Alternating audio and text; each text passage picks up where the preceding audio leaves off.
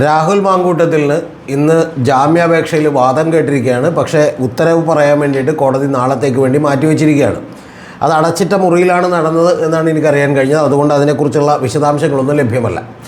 പക്ഷേ ഈ രാഹുൽ മാങ്കൂട്ടത്തിൻ്റെ കേസ് വന്നതിന് ശേഷം കേരളത്തിൽ തന്നെ വളരെ അപകടകരമായിട്ടുള്ളൊരു സ്ഥിതി ഉണ്ടായിട്ടുണ്ട്.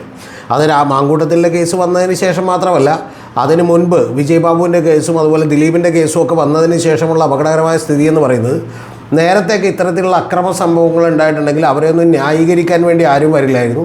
പക്ഷേ ഇപ്പോൾ ന്യായീകരിക്കാൻ വേണ്ടി ആളുകൾ വരുന്നു എന്നുള്ളത് ഞാൻ നിങ്ങളോട് നേരത്തെ തന്നെ പറഞ്ഞിട്ടുണ്ട്. അതിൽ പ്രമുഖൻ രാഹുൽ ഈശ്വർ എന്ന് പറയുന്ന ഒരു തെമ്മാടിയാണ്.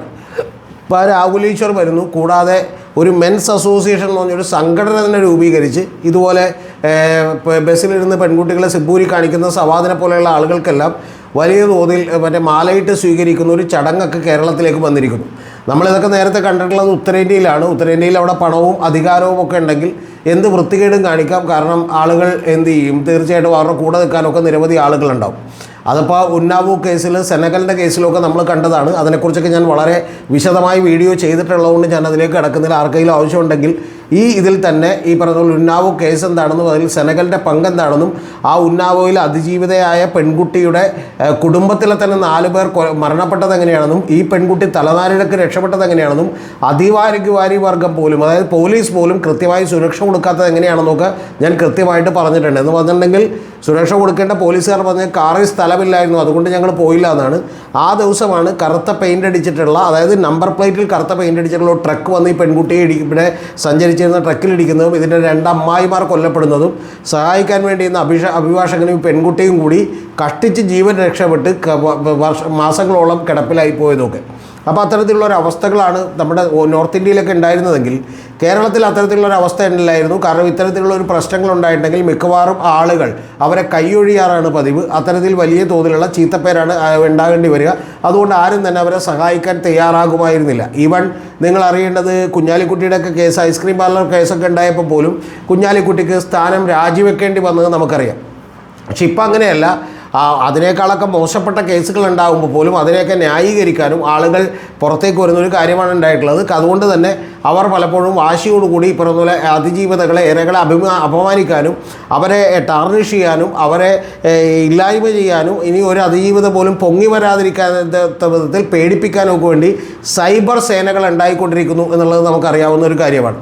അപ്പോൾ അതിൻ്റെയൊക്കെ ഭാഗമായിട്ട് കഴിഞ്ഞ ദിവസം ഈ പറയുന്ന രാഹുൽ മാങ്കൂട്ടത്തിൻ്റെ സ്വന്തം സഹചാരിയായിട്ടുള്ള ഫെനി, ആ ഫെനി എന്ന് പറഞ്ഞിട്ടുണ്ടെങ്കിൽ നിങ്ങൾക്കൊക്കെ ഓർമ്മയുണ്ടാവും, മറ്റേ പാലക്കാട് വെച്ച് നീലപ്പെട്ടി വിവാദം ഉണ്ടായപ്പോഴും ഈ പറയുന്ന പോലെ KPM റീജൻസിയിൽ വെച്ചിട്ട് ഒരു നീലപ്പെട്ടി വിവാദം ഉണ്ടായല്ലോ, പണം കൊണ്ടുവന്നു, അതിലൊക്കെ പെട്ടത് ഇവനാണ്. അപ്പോൾ അവൻ തന്നെ കഴിഞ്ഞ ദിവസങ്ങളിൽ ചില വാട്സപ്പ് ചാറ്റുകൾ അങ്ങോട്ട് പുറത്തേക്ക് വിട്ടു. ആ ചാറ്റുകൾ പുറത്തേക്ക് വിട്ടപ്പോൾ തന്നെ ഞാനത് ക്രൈം ഓൺലൈനിൽ ഇരുന്നൊരു വീഡിയോക്ക് ഇൻ്റർവ്യൂ കൊടുത്തപ്പോൾ ഞാൻ പറഞ്ഞു, ആ ചാറ്റുകൾ പുറത്തേക്ക് വിട്ടതിലൂടെ രാഹുൽ ഒരിക്കൽ കൂടി കുടുങ്ങുകയാണ് ചെയ്തിട്ടുള്ളത്. കാരണം കൃത്യമായി രാഹുൽ ഈ പറയുന്ന പോലെ ഞങ്ങൾ ഇത്തരം കാര്യങ്ങളൊക്കെ ചെയ്തിരുന്നു എന്ന് വെളിവാകുന്നൊരു ചാറ്റാണെന്ന് പറഞ്ഞു. പക്ഷേ എങ്കിൽ പോലും ആ ചാറ്റുകൾ പുറത്തേക്ക് വിട്ടതിൻ്റെ ഒരു പ്രധാനപ്പെട്ട ഉദ്ദേശം എന്ന് പറയുന്നത്, ഈ പെൺകുട്ടി പറയുന്ന ഒരു 3-4 മണിക്കൂർ എനിക്ക് കാണണം എന്ന് പറയുന്നുണ്ട്. ആ കാണണം എന്ന് പറഞ്ഞതിന് തന്നെ ഇവരെല്ലാവരും തന്നെ ഒന്ന് ട്വിസ്റ്റ് ചെയ്തിട്ട് അത് ഏതാണ്ട് ശാരീരിക ബന്ധത്തിന് വേണ്ടി വീണ്ടും കാണണമെന്നാണ്. 2024 ബലാത്സംഗം ചെയ്യപ്പെട്ട ഒരാൾ വീണ്ടും കാണണമെന്നും അത് സേഫ് ഫ്ലാറ്റായിരിക്കുമെന്നും ഒക്കെ പറയുന്നത് എന്തുകൊണ്ടാണ് എന്നുള്ളതാണ് ചോദിച്ചേക്കുന്നത്. ഇന്ന് അതെല്ലാം തന്നെ തകർത്തടിച്ചുകൊണ്ട് ആ പെൺകുട്ടി അതിജീവിത ഒരു വോയിസ് ക്ലിപ്പ് പുറത്തേക്ക് വിട്ടിട്ടുണ്ട്. ആ വോയിസ് ക്ലിപ്പിൽ ഈ അതിജീവിതയുടെ എക്സ്പ്ലനേഷൻസ് കൂടി വന്നിട്ടുണ്ട്. ആ എക്സ്പ്ലനേഷൻ നിങ്ങളെ കേൾപ്പിക്കാം. പക്ഷേ ഇത് കേട്ടിട്ട് എനിക്ക് വലിയ സങ്കടം തോന്നിയൊരു കാര്യം, നമ്മുടെ ചില കേരളത്തിലെ ജനങ്ങളൊക്കെ ഒരുപാട് കാണുന്നു എന്ന് നമ്മൾ വിചാരിച്ചിരുന്ന, ഞാനുമൊക്കെ ഒരിടക്ക് സഹകരിച്ചിരുന്ന ചില യൂട്യൂബ് ഈ പറഞ്ഞ പോലെ യൂട്യൂബിലൂടെ ഇപ്പോൾ വലിയ ചാനലുകൾ നടത്തുന്നവർ, ആ മാധ്യമ പ്രവർത്തകരൊക്കെ തന്നെ ഫെനി എന്തോ നെഞ്ചും പിരിച്ചിറക്കിയിരിക്കുന്നു, വലിയ മഹത്തായ കാര്യം ചെയ്തിരിക്കുന്നു എന്നൊക്കെയാണ് പറഞ്ഞത്. ഇതിൽ നിന്ന് മനസ്സിലാകുന്നൊരു കാര്യം ഈ ശബ്ദരേഖയിൽ കൃത്യമായിട്ട് പറയുന്നുണ്ട്, ഫെനി ഈ പെൺകുട്ടിക്ക് അഷ്വറൻസ് കൊടുത്തിരുന്നു. ആ അഷ്വറൻസ് കൊടുത്തത് യഥാർത്ഥത്തിൽ ഈ പെൺകുട്ടി അല്ലാതെ വേറെ ജീവിതത്തിൽ, രാഹുൽ മാങ്കൂട്ടത്തിൻ്റെ ജീവിതത്തിൽ വേറൊരു പെൺകുട്ടി ഇല്ലാന്നാണ്. അതുകൊണ്ടാണ് ആ കുട്ടി ഇത്ര നാൾ വെയിറ്റ് ചെയ്തത്. സ്വന്തം കൊച്ചിൻ്റെ ഈ പറഞ്ഞ പോലെ അച്ഛനാണല്ലോ എന്ന് പറയുന്ന ഒരു സോഫ്റ്റ് ഫീലിംഗ് ആ പെൺകുട്ടിക്ക് രാഹുൽ മാങ്കൂട്ടത്തിലൂടെ ഉണ്ടായിരുന്നു. അതുകൊണ്ട് തന്നെയാണ് ഭക്ഷണം കഴിക്കാതെ, പണമില്ലാതിരിക്കുകയാണ്, കോടികളുടെ വലിയ ബുദ്ധിമുട്ടുള്ള ഒരാളാണ്, കോടികളുടെ ബാധ്യതയുള്ള ഒരാളാണ് എന്നൊക്കെ പറയുകയും പലവട്ടം ഈ പറയുന്ന പോലെ ആദ്യത്തെ കേസ് പുറത്തു വന്നപ്പോൾ തന്നെ ഇതിൻ്റെ ചില എക്സ്പ്ലനേഷൻസ് ചോദിക്കുകയും ആ ചോദിച്ചപ്പോൾ ആദ്യത്തെ കേസിൽ ഇതിൽ ഞാനൊരിക്കലും ബന്ധപ്പെട്ടിട്ടില്ല, ഇതൊക്കെ ഫേക്കാണ്, രാഷ്ട്രീയമായി എന്നെ വേട്ടയാടാൻ വേണ്ടിയാണെന്ന് പറയുകയും, പക്ഷെ അപ്പോഴും ഈ പെൺകുട്ടി പറഞ്ഞിരുന്നു രാഷ്ട്രീയമായി വേട്ടയാടാൻ വേണ്ടിയാണെന്ന് പറഞ്ഞാലും ഈ ശബ്ദം നിൻ്റെ അല്ലെന്ന് പറയാൻ പറ്റില്ല എന്ന് പറഞ്ഞിരുന്നു. അപ്പോൾ ശബ്ദത്തിൻ്റെ കാര്യത്തിലൊക്കെ അതൊക്കെ ഞാൻ എല്ലാം നിന്നെ ബോധ്യപ്പെടുത്താം എന്നാണ് പറഞ്ഞുകൊണ്ടിരുന്നത്. രണ്ടാമത്തെ കേസ് വന്നപ്പോൾ വീണ്ടും ഈ പെൺകുട്ടി ചോദ്യങ്ങൾ ചോദിച്ചു. ആ പെൺകുട്ടി ചോദ്യങ്ങൾ ചോദിച്ചപ്പോഴേക്കും ഉടനെ തന്നെ അയ്യോ അതിൽ ഉരുണ്ട് കളിക്കുകയും ഇത് പൊളിറ്റിക്കൽ വെൻഡേറ്റയാണ്, രാഷ്ട്രീയ വൈര്യം തീർക്കാൻ വേണ്ടിയാണ്, ഞാനില്ല, ഇതെല്ലാം ഞാൻ ബോധ്യപ്പെടുത്താമെന്ന് പറഞ്ഞു. പക്ഷേ ബോധ്യപ്പെടുത്താൻ വേണ്ടി കാണണമെന്ന് പറഞ്ഞ് വിളിക്കുമ്പോൾ ഒരു ഫൈനൽ ക്ലോഷറിന് വേണ്ടി പറഞ്ഞ് സംസാരിച്ച് തീർക്കാം എന്ന് പറയുന്ന ഒരു കാര്യത്തിന് വേണ്ടി പറഞ്ഞ പോലെ എന്ത് ചെയ്യുമ്പോൾ അത് സംസാരിക്കാൻ വേണ്ടി വരുമ്പോൾ ഇവിടെ ഇല്ല, പല സ്ഥലങ്ങളിലാണ്, പുള്ളി തിരക്കിലാണ് എന്നൊക്കെ പറഞ്ഞ് ഒഴിഞ്ഞു മാറുകയാണ് ചെയ്തിട്ടുള്ളത്. ഏറ്റവും ഒടുവിൽ അപ്പോഴൊക്കെ തന്നെ ഈ പെൺകുട്ടിയെ സമാധാനിപ്പിച്ചുകൊണ്ടിരുന്ന ഈ ഫെനി നൈനാൻ എന്ന് പറയുന്ന ഒരുത്തരാണ്. അവനൊക്കെ എന്താണ് പണി എന്നുള്ളത് നമ്മൾ പറയേണ്ട ആവശ്യമില്ല. അപ്പോൾ ആ പണി ചെയ്തുകൊണ്ടിരുന്ന അവൻ യഥാർത്ഥത്തിൽ ഈ സ്ത്രീയോട് പറഞ്ഞുകൊണ്ടിരുന്നത് നിങ്ങളല്ലാതെ വേറൊരാളും രാഹുൽ മാങ്കൂട്ടത്തിൻ്റെ ജീവിതത്തിലില്ല, ഇത്രയും ബന്ധമുള്ള ഒരാൾ വേറെ ഇല്ല എന്നുള്ള അഷ്വറൻസ് ആണ് കൊടുത്തത് എന്നാണ് പറഞ്ഞുകൊണ്ടിരിക്കുന്നത്. കൃത്യമായിട്ടുള്ള ഒരു വോയിസ് ക്ലിപ്പാണ് ഇത്. മാതൃഭൂമി ന്യൂസാണ് കുറേ കൂടി നമുക്കെല്ലാം പറയുന്ന ക്രെഡിബിൾ ആയിട്ടുള്ള ഒരു പത്രവും അതുപോലെ മാധ്യമവുമാണ് മാതൃഭൂമി. ആ മാതൃഭൂമി ന്യൂസിൽ മോത്തി എന്ന് പറയുന്ന നമുക്കറിയുന്ന ഈ പറയുന്ന പോലെ അവതാരികയാണ് അത് അവതരിപ്പിക്കുന്നത്. അതിൻ്റെ പ്രധാനപ്പെട്ട കാര്യം മാത്രം ഞാൻ നിങ്ങളെ കേൾപ്പിക്കാം. അതിൽ വന്നിട്ടുള്ള ആ വോയിസ് ക്ലിപ്പ് നിങ്ങൾ കേൾക്കേണ്ടതാണ്. അതിനിടയിൽ എനിക്ക് ചില കാര്യങ്ങൾ കൂടി നിങ്ങൾ ഓർമ്മപ്പെടുത്താനുണ്ട്. അപ്പോൾ അതുകൊണ്ട് അത് കേട്ടുകൊണ്ട് നമുക്ക് ബാക്കിയുള്ള കാര്യങ്ങളിലേക്ക് കിടക്കാം. അസോൾട്ടിനും എന്നെ ഹ്യൂമിലേറ്റ് ചെയ്തതിനെ പറ്റി അതിനേക്കാളൊക്കെ അന്ന് ആ സമയത്ത് ഫെനിയോട് സംസാരിക്കുന്ന സമയത്ത് എനിക്ക് എൻ്റെ കുഞ്ഞിനെ നഷ്ടപ്പെട്ടതും എനിക്ക് മിസ്കാരേജ് ഉണ്ടായതും രാഹുൽ എന്നെ പ്രഗ്നൻസി ഡിനൈ ചെയ്തതും എന്നെ സുരക്ഷയും ചെയ്തതും എന്നെ ബ്ലോക്ക് ചെയ്തതും ഇതൊക്കെ എനിക്ക് വലിയൊരു പ്രശ്നമാണ്. എനിക്ക് രാഹുലിനോട് അത് ഭീകരമായ ഡ്രാമ ബോണ്ടിൽ നിൽക്കുന്ന ഒരു സമയം കൂടി ആയിരുന്നത്. അപ്പോൾ ഫെനിയായിട്ട് കാര്യങ്ങളൊക്കെ സംസാരിച്ചപ്പോൾ ഫെനി എന്നെ വളരെ ആശ്വസിപ്പിച്ചു, എന്നെ കംഫർട്ടബിൾ ആക്കി. കോട്ടയം സംഘയില്ല എന്നൊക്കെ പറഞ്ഞിട്ട് ആരോടും എനിക്ക് പറയരുത് എന്നിട്ട് അടുത്ത് ഫെനി പറഞ്ഞിട്ടുണ്ടായിരുന്നു.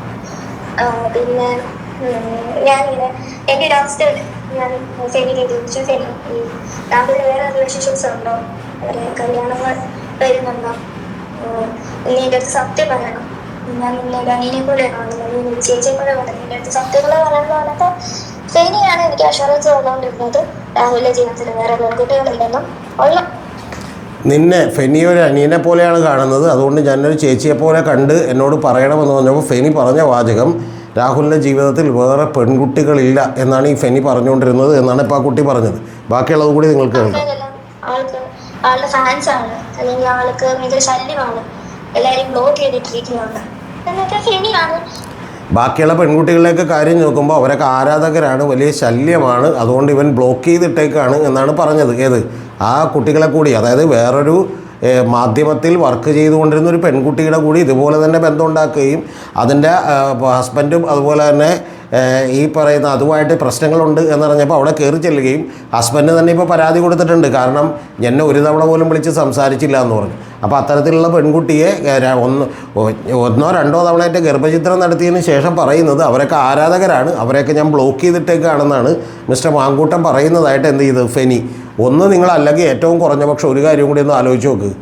ഒരു പെൺകുട്ടിയുമായിട്ട് ശാരീരിക ബന്ധത്തിൽ ഏർപ്പെടുന്നു, അവൾ ഗർഭിണിയാക്കുന്നു, അതിനുശേഷം അത് മിസ്കാരേജ് ഉണ്ടാകുന്നു, ഗർഭം കലക്കുന്നു, അതിനുശേഷം അതൊന്ന് സംസാരിക്കണമെന്ന് പറയുമ്പോൾ പോലും തിരക്കാണ് എന്ന് പറഞ്ഞ് ഒഴിവാക്കുകയും സ്വന്തം ഓഫീസിലെ സ്റ്റാഫിനെ കൊണ്ട് കോളുകൾ അറ്റൻഡ് ചെയ്യിപ്പിക്കുകയും ചെയ്യാമെന്ന് പറഞ്ഞാൽ എത്രത്തോളം ഓർഗനൈസ്ഡ് ആയിട്ടായിരിക്കും ഈ പരിപാടി നടത്തിക്കൊണ്ടിരുന്നത് എന്ന് എൻ്റെ പ്രിയപ്പെട്ട പ്രേക്ഷകരൊന്ന് ആലോചിച്ചാൽ മതി.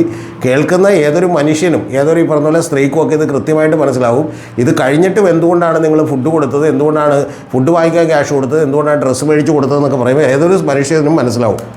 എനിക്ക് വീണ്ടും ഒരു റീഅഷുറൻസ് ആയിരുന്നു. അപ്പോൾ ഒരു ട്രോമ മോഡിൽ നിൽക്കുന്ന ഞാനാണ്. എനിക്ക് എൻ്റെ കുഞ്ഞിൻ്റെ അച്ഛനുള്ളൊരു ബോണ്ട് അപ്പോൾ എനിക്ക് രാഹുലിൻ്റെ അടുത്തുണ്ട്. അപ്പോൾ എനിക്കത് ഒരു സമാധാനമായിരുന്നു എനിക്കത് കിട്ടിയിരുന്നത്.